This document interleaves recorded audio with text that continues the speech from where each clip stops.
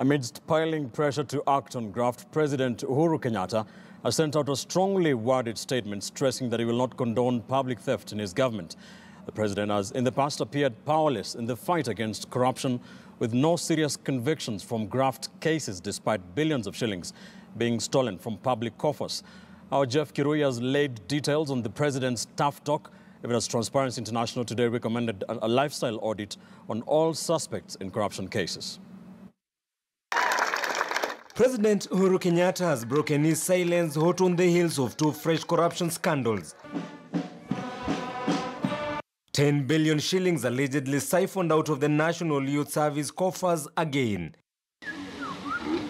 And more recently, another maize scam at the National Cereals and Produce Board (NCPB) involving more than 1 billion shillings. We are no longer going to tolerate in our country unethical people. If you have been given responsibility, you need to understand that that responsibility is a responsibility to serve and not to be served. The head of state has on several occasions appeared helpless in the fight against corruption, which is threatening to derail his much publicized Big Four agenda. The pressure is on me. Do something about corruption. Then I sit back and I ask myself, okay,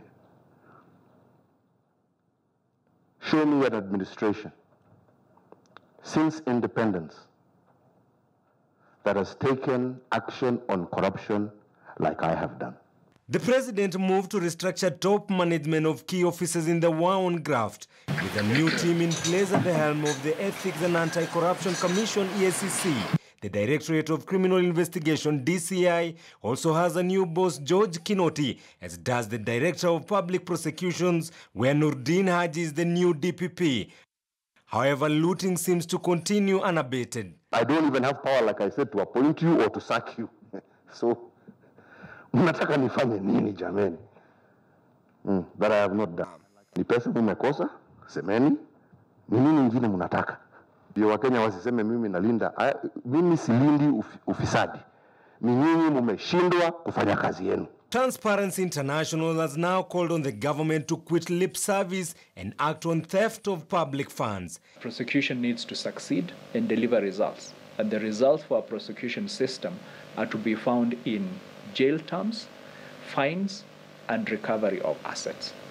We would want to see that this is done in the case of NYS and the scandals that have come up in the recent past. TI is recommending a lifestyle audit not just on the suspects, but also on all government officials.